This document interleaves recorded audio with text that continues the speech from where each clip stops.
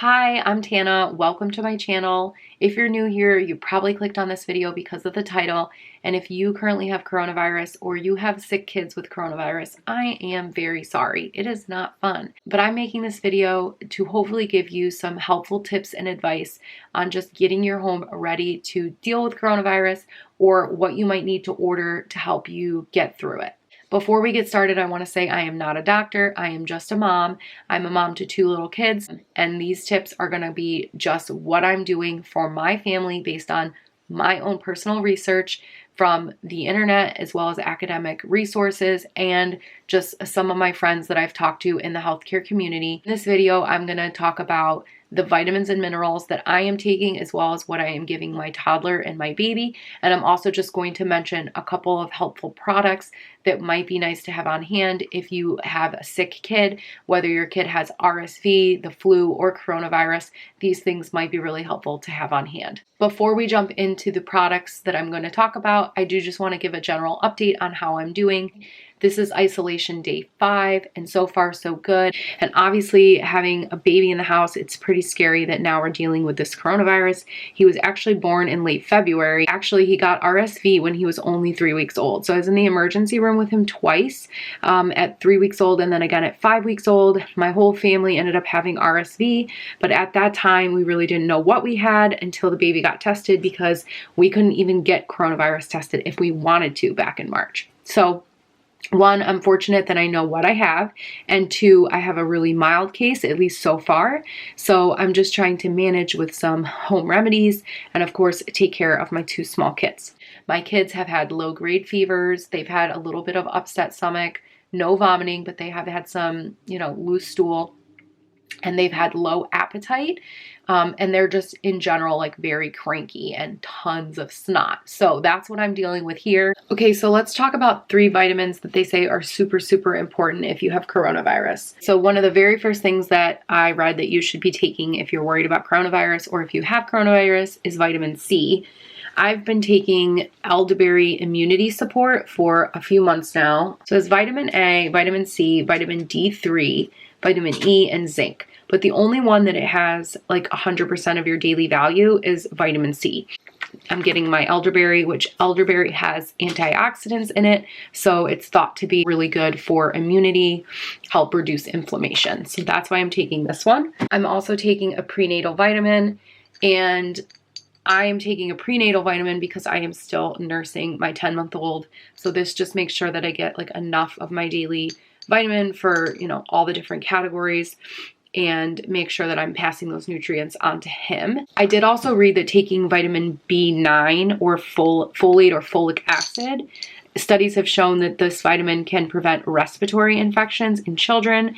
And so they advise consuming like leafy greens and, those robust vegetables like spinach, kale are going to have a lot of folic acid, which is great. I do eat a lot of those, but I think it doesn't hurt to also take this. The second major vitamin that I've been reading about that's so critical for fighting coronavirus and really boosting your immunity is vitamin D, and specifically D3. You hear a lot about like needing to be out in the sun so that you can make vitamin D, but there's like multiple kinds of vitamin D out there, and vitamin D3 specifically is like the one that you really want to have. I am by no means a nutritionist, but I have a friend that's a nutritionist, and I took one of her courses and I learned a lot about vitamin D3, specifically that it's a hormone. It's not just a vitamin. It's truly important, especially for females, for you to have vitamin D3 in your diet. So I've been taking this one.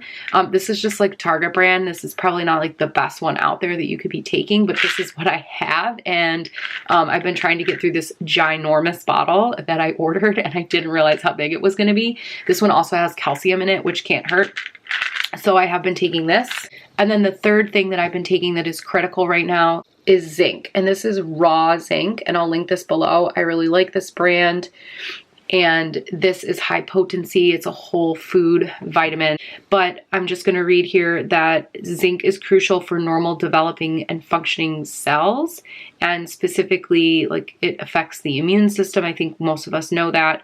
Actually, there were studies that showed that an increase of concentration in zinc could inhibit the replication of viruses like poliovirus and like SARS a few years back. I think that was in like 2003 or so. So those are the three main things that I keep reading over and over again are critical to fight coronavirus. You want to make sure that you're taking vitamin C, you want to make sure you're getting your vitamin D and specifically D3, and then you want to make sure you're taking your zinc. I'm taking a couple of other things as well that I wanted to mention.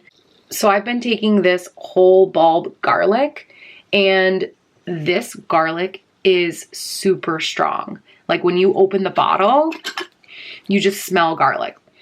That's like all you smell. Right now, I don't smell anything. And in fact, this was one of the reasons that I thought something was up. When I opened my garlic and I went to take it the night of the 25th, which was Christmas night, the day I realized that I was starting to lose my senses, I couldn't smell the garlic. And that was concerning to me because this is really, really strong.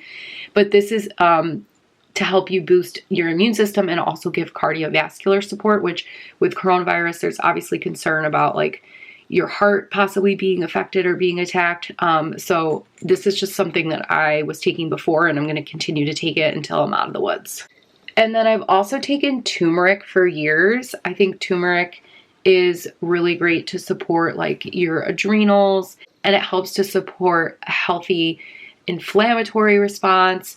So this is something that I don't take this every single night, but when I feel like I'm getting sick, I start to take this. So that's it for the vitamins that I'm taking. I am taking a couple of other things as I can tell that my milk supply is dropping just due to being sick. And anytime, as you know, if you're breastfeeding, anytime you're sick, you know, water is number one, the most critical thing. Like not only do you need water because you're sick and you need extra fluids when you're sick, but number two, like water is the most important thing when you're nursing because that is how you're going to make milk. Water and sleep equals milk. So I've been trying to drink a ton of water. I've been trying to get as much sleep as possible, but I'm also taking this Milka Palooza, and it's from the Legendary Milk Company. I've tried all of their different ones over the last couple of years while I was nursing my kiddos. I don't have like an enormous supply. I'm a just enougher, if you would call it that. So this is definitely something that I've found in the past has been helpful for me. And I have some more of this like left. So I started taking this within the last couple of days just to see if it would help me boost at all. I really like this one because it doesn't have fenugreek in it. So if you have breastfed before or you've nursed or pumped, you have probably read about fenugreek, and a lot of people swear by that and say that it like really increases their milk supply. But for some people, it actually does the exact opposite and it can wipe out your milk supply. So I try to always make sure that I'm not taking anything with that in it because I think I'm one of those people that doesn't respond well to that particular herb. The last medicine I wanted to talk about is just like pain medication and whether or not I'm taking any cold medication. I had this in my cupboard, but this is Advil. And I actually read that you should not be taking Advil if you have coronavirus. You probably have heard this on the news, but they're advising that you take acetaminophen, which is the same thing as Tylenol. So you want to avoid Advil or Motrin or ibuprofen. Those are all essentially the same thing, just like different names for it. And you want to focus on taking acetaminophen or Tylenol because apparently your body like has a better response when you're taking that to the coronavirus versus like an Advil, for example. But of course, everybody's situation is a bit different. Like if you have a heart condition or, you know, your doctor has advised that you take like a baby aspirin every day, that's something you would need to talk to your doctor directly about. So I'm focusing on just taking acetaminophen specifically for like fever if I get it or like any pain that I might have. So far I've been pretty lucky. Like I haven't really had a fever. I've had days where I had one day where I was like super over and over and over. I was having hot flashes. I haven't really taken my temperature and seen it be higher than like 98.9. Like I have not had a fever. I tend to run cooler. My normal temperature tends to be more like high 97, not even 98.6. So 98.9 is kind of high for me, but I don't have a fever. So I haven't had to worry too much about that. I bought this since I only had Advil in my cupboard. I ended up buying this and had it delivered in case I needed to take anything to alleviate the sinus pressure. But I haven't taken this yet because I am, like I said, nursing, and I'm trying to avoid taking anything like this because this does have congestant. And this drug right here is what can potentially dry up your milk. So you could take this while you're breastfeeding or nursing. I'm sure if you are, you know, nursing right now and you called your doctor and asked if you could take it, they would say yes, but you do need to be aware that like you could dry up your milk. I've been using this particular saline rinse and I really like this one. It clears congestion, but specifically I like this because it's drug-free. So if you're pregnant, if you're nursing, if you have any kind of like concern that you don't want to be taking something with drugs in it that's more like an Afrin, you could take something like this. You could also just do a neti pot rinse if you have a neti pot, but that can really help alleviate like a lot of the congestion as well. So what I am taking at night is Tylenol PM, and the reason that I'm taking this at night is just because nighttime tends to be a little bit harder for me. I'm having a bit more trouble falling asleep more than usual, and I do tend to be like a little bit more like achy at night. It's nothing crazy, like I probably could get away with not taking this, but honestly, like I just need to get sleep. So I've been taking this and this has been working out fine, and I'm only taking it once a day. Those are all the vitamins, minerals, and just like herbs that I am personally taking and how I'm dealing with it. As far as how I'm dealing with this for my children, I am giving them a multivitamin every day. But really, I've been giving it to them for weeks because I have just been trying to boost their immunity in general. It's really hard to get little kids to eat really healthy, well-balanced diet. If you have a toddler, you know that they just want to eat carbs all the time, and it can be really hard to get them to eat their leafy greens and their veggies. I'm lucky because my toddler loves broccoli. He'll eat green beans. It's hit or miss on certain things. Like he'll binge it for a week and then he wants nothing to do with it. So you never really know how dinner time is going to go. But I just like to keep this on hand because it's really easy to give it to my toddler. He loves the taste of this. I got this on Amazon in a 2-pack. I'll link it below. I had been looking at a couple of other multivitamins, and you definitely, I think for a toddler and baby, want to go with a liquid multivitamin. And I'll link another helpful channel that I watch below. Her name is Jessica. I'll link her below because I really like some of her videos on like vitamins and minerals specifically for what she gives her kids. And she's like trained in this area. She's not just a mom giving you advice on YouTube. I picked this one really because of the price point and because of its accessibility, and it had good reviews. And it has a whole bunch of things in it. I would compare this kind of like to my multivitamin, right? So we're all taking a multivitamin.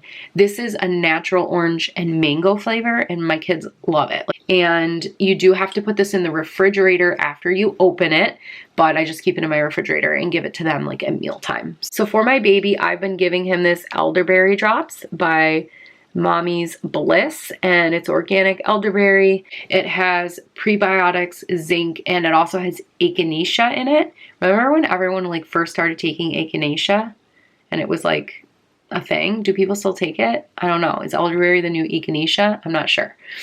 I might have just said echinacea 3 different times in 3 different ways. But anywho, I have his name written on this because one thing I will tell you about Mommy's Bliss products is all their labels look the same. I have a cough medicine for my toddler that's the same brand that has honey in it, and the labels look exactly the same. Like, I'm not kidding you.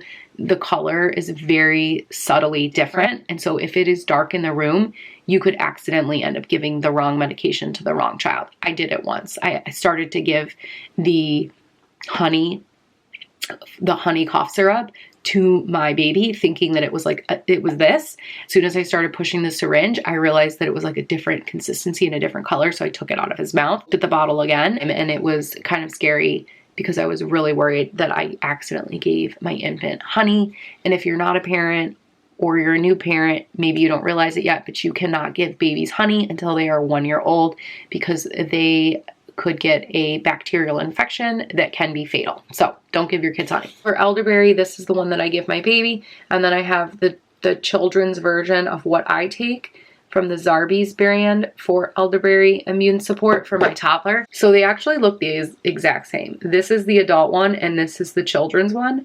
I don't see any difference in them. They're basically the same size. They're both shaped like a bee. They taste the exact same. I think it's the exact same product. They're just putting a different label on it. and giving you different dosage information. And alongside that, I give him one of these fish oil gummies, really because I'm just looking to provide him with fatty acids. He will not eat fish. He used to eat salmon when he was a baby. He loved it. And even once he was like a young toddler, he would still eat salmon. But in the last 6 months or so, he wants nothing to do with fish. So I try to give him one of these just so that he's getting his omega-3 fatty acids. And this actually says children ages 4 to 18 on the label. But I think the reason it says 4 to 18 is because of the shape of it. It could be a choking hazard. And it actually says right on the label, not recommended for children under 4 years of age due to choking hazard. So I don't think it has anything to do with the fact that it's an omega-3 fatty acid or any of the ingredients. It's more so the shape of it. So I just cut it up and I give it to him when I give him the other chewy. So one thing I've noticed with kids is I definitely think it, at least with my children, it's affecting their GI system a bit more than I would have expected or than I remember with like other things like RSV, for example. I don't remember them ever really getting like diarrhea or anything like that. So I definitely believe in giving my baby a probiotic, and this is the one that I use, Soothe Comfort Probiotic Drops. And at night I've been giving him this nighttime baby cough and mucus syrup. You do have to put this in the refrigerator, so this is another one that you want to make sure you refrigerate. My pediatrician has always told me that these don't do anything and that there's no point in giving a baby cough syrup, but I don't know. I think this one actually might be helping, so I'm trying it. Similar to how I mentioned that I'm taking Tylenol, you definitely want to make sure that kids are taking acetaminophen, not taking ibuprofen or Motrin, and definitely do not give a kid aspirin. This is infants acetaminophen. This actually says on it for ages 2 to 3 years, but what you want to do is make sure you call your pediatrician and get the dosage chart from your pediatrician, because essentially on the bottle here, they're not going to tell you anything for younger than 2 years. It says right on the bottle, like, call your pediatrician. So based on the weight that my baby is, I know I have it memorized and also written down in my phone what dosage I should be giving him. And then for my toddler, I know what dosage his is as well. And I've been giving them acetaminophen basically every 4 hours, like when they need it. So I usually give it to them in the morning when they wake up. I usually give it to them like before their nap. And then I usually give it to them at bedtime before they go to sleep. I'm normally a big fan of ibuprofen because the dosage is every 8 hours, I think, or maybe it's every 6 hours. It normally lasts longer than acetaminophen, but again, you don't want to be using ibuprofen. You want to use acetaminophen. So I've been focusing on just Tylenol for them. We've been able to keep the fevers low. The highest that it's gotten is 100 even for my baby, and that was tonight. I believe that fever is good in a way because I know that that's helping them fight the infection, but at the same time, you never want a child or a baby's temperature to get too high, so you just want to make sure that you're monitoring it. And at the end of the day, like, I know that they are uncomfortable. My toddler especially was miserable today. He's a lot more miserable today than he was yesterday. He was super cranky. He was whining over everything, fighting with his brother over toys, just every little thing was like kind of setting him off, and I could just tell that he was not his usual happy self. So I definitely think, use the acetaminophen if you need to, and to get through and to manage. So that's the full roundup of everything that I'm taking and then everything I'm using for my baby and my toddler right now. A couple of other things I want to mention for the babies just to make them more comfortable at nighttime. I'm giving them a bath and I'm using Soothing Vapor Bath Soap. My pediatrician actually recommended this and specifically recommended it because of the vapor that's in it. So it's like kind of clearing for them.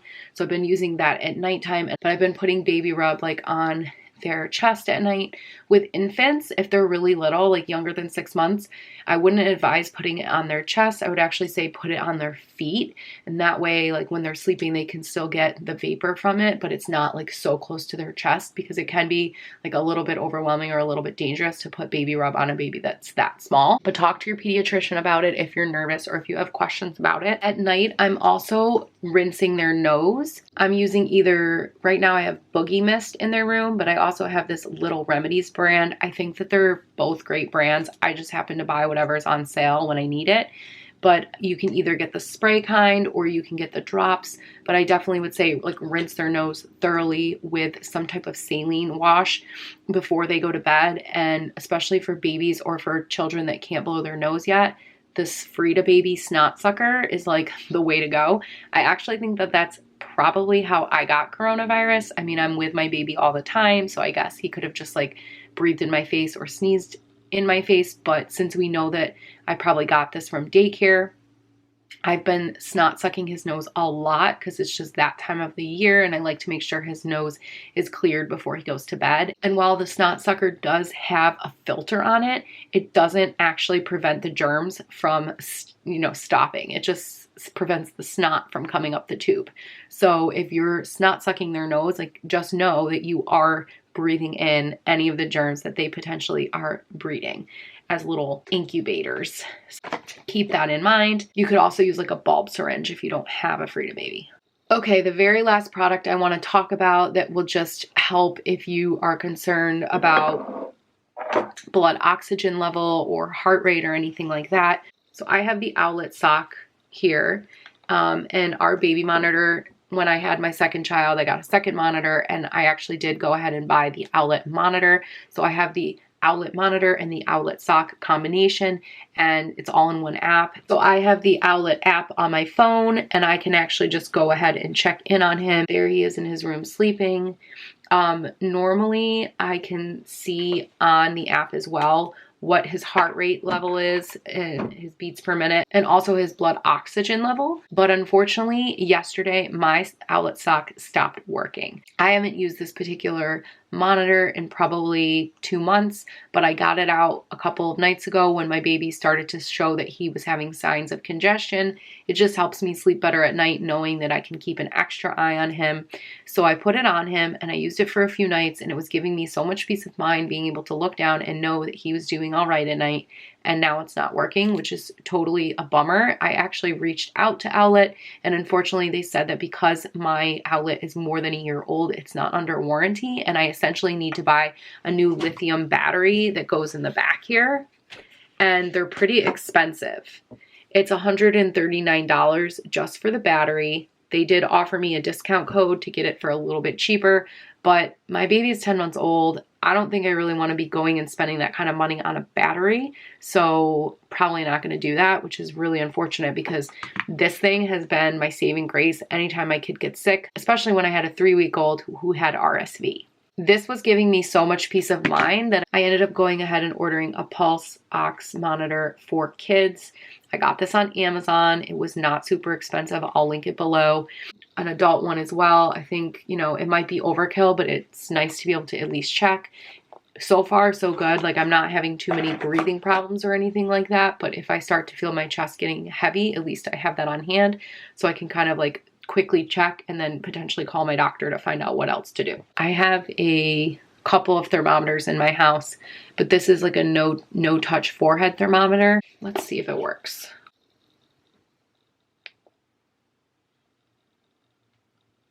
.8, which I told you earlier that I tend to run a little bit lower than 98. So that's spot on. I don't have a fever right now, which is great. I got this so that I could take their temperature more easily. I have one of those ones that I'll link it below, but I have one that goes in their ear and it takes those covers that you have to put on it.